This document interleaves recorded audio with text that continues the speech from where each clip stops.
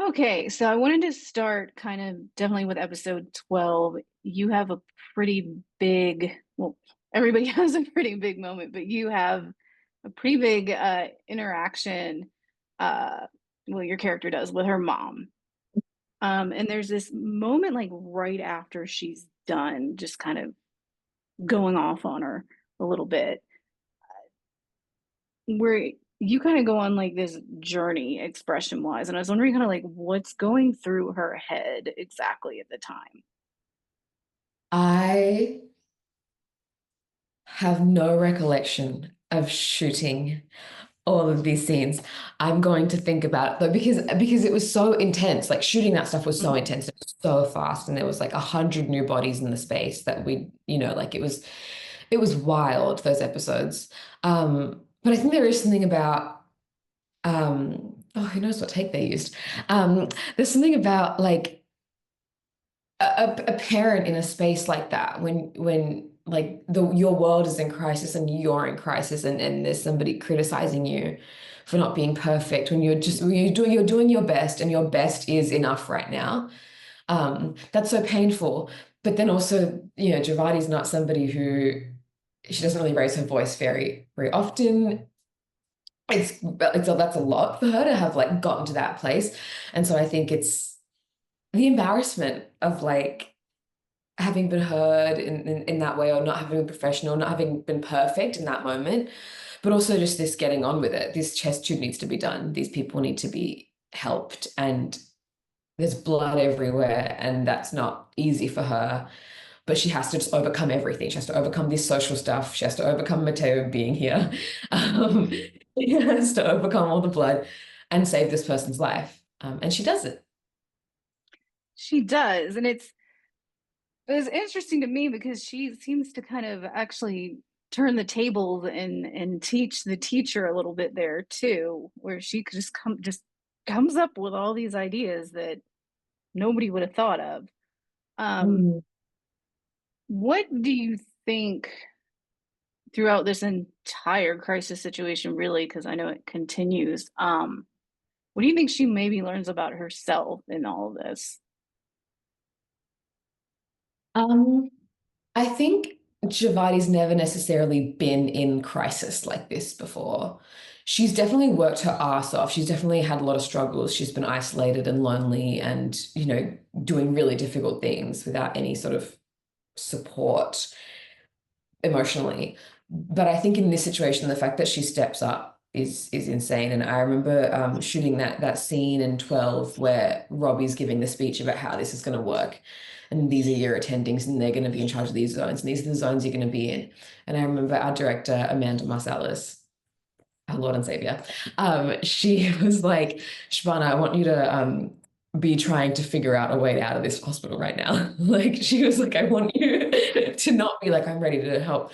I want you to be trying to escape. And I was like, that's so true. Javadi does want to leave right now because there's no way she's going to be helpful.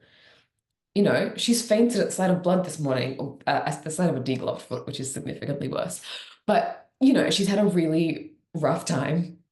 This is not the Mhm. place for her. She's not sure if she wants to keep being a doctor. Um, and then for her to step up time and time again and be able to laterally think and problem solve is, I think, really impressive. Yeah, I think I tend to agree with that. So I know you touched a little bit on it at the beginning when you said, there's so much chaos and it's kind of hard to recollection of the shooting because of it. But do you remember it all? Was there any preparation for the actual cast before all of that outside of the standard medical boot camp that you guys already did? Oh, yeah. So yeah, the boot camp was at the top of the shoot. It was amazing.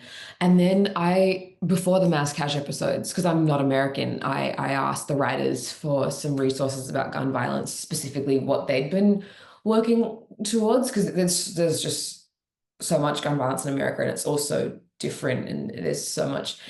It was very we had one mass shooting in 1996, 97, and then we melted all the guns in 2 weeks. And so like I was like so overwhelmed. I was so overwhelmed. And so I did a lot of research on gun violence, and also figuring out for Javadi, like she's 20, so she would have gone through shooter drills and what that does to a person. So the level of like PTSD she already has going into this situation, or so that was sort of the research I did, trying to figure out what this type of violence means to an American kid. And yeah, that was a lot. So jealous. It's terrible. They really, because it does. It happens here too much. So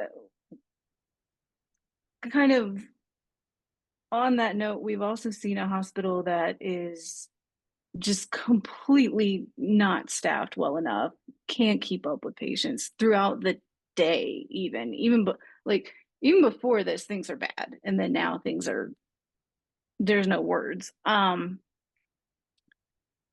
does that compare to kind of like what your idea of either healthcare where you are, or healthcare here, or did you have any idea of like the scope of the fail? I interviewed a lot of doctors here and then interviewed like, tried to get an understanding of the situation in both places. And it's obviously very different. And the nursing crisis in America is really something in the way that financially the whole thing works and insurance companies and blah. And that was really interesting to get my head around. But it's a really just a strange thing of like the who deserves access to healthcare? Everybody.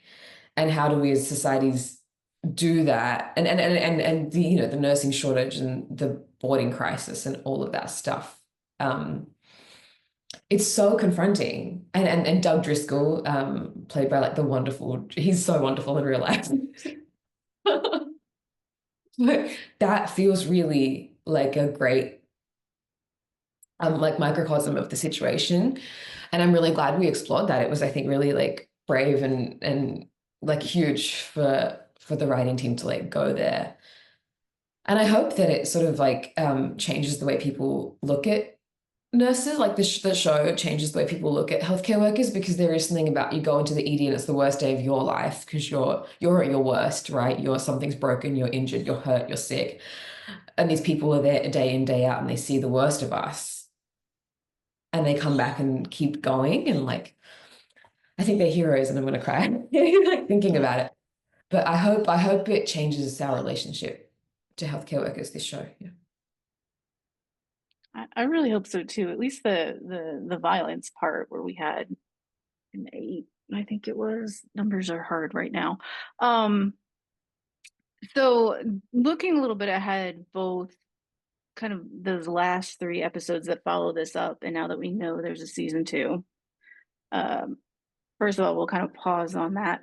Uh, what's your kind of tease for the rest of this crisis for people who haven't seen it all yet? For the rest of season one, Mm. oh God, I don't know that I have a tease. I think it's like I think it don't eat while you're watching it. and and like I hope it stays with you, and I hope it's something people, like as much as it could be an event where people go, oh, that was so intense and crazy, I need to forget it after it's over and go on with my life. I hope you remember, and I hope you think about it. I hope it stays with Love you. that. Yeah. Well, because that actually is a good point, come to think of it, because I mean, it stays with the people who actually do this work, even when they have to compartmentalize it. I mean, there's a whole speech about that too. But so looking forward with season 2 coming up, I'm sure they haven't, started anything. What would you want for Javadi? I want her to make a friend. I also want her to have a patient. I was saying she's the only person on the cast. I'm the only person on the cast who didn't get a patient this season. You faint one time. Um, and so I'm ready, ready for like a big case. Yeah, I hope she sort of grows, and I hope we get to have also some empathy for, she's the youngest doctor on the show, and I think that there's a real crisis for young people with loneliness. And I think she's a great exploration of that because she is so peerless in that she graduated school so young. She's been so much younger than all her peers, going through all this stuff relatively isolated, all their coping mechanisms. If people are going to bars, she can't do that. So Mm. all of that stuff, I think she's a really great exploration of the loneliness epidemic in young people. And I hope that we get to think about that a bit more. Do you think that having spent the day with people who are from kind of completely different experiences than her, being paired up with McKay for one thing, um, that that will open her up to be able to have those experiences better, or do you think it's gonna lock her in a little bit? I think the more she sees, the better she becomes. She's not blinded by her ego, I think, in any way. Like, and you see it time and time again in this season, in that she's really book smart. She's really good at laterally thinking and thinking in the moment, all this stuff. But she doesn't shy away from going, okay, I guess if I'm gonna deal with the blood, and you know what? And this boy makes me really nervous, but I'm gonna ask him out 13 times in a row. Like she's very like she's okay with failing. And so I think she learns her lessons in a way that I think is really admirable. And I hope we get to see more of that. It's great. Thank you. I think I'm gonna thank you for your time because I think it's a great place to stop actually. Thank you so And much for talking to me.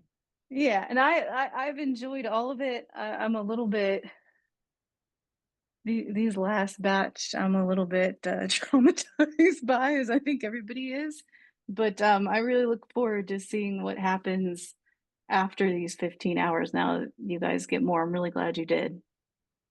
Yeah, me too. Yeah, I'm so right. Yeah. thanks for chatting.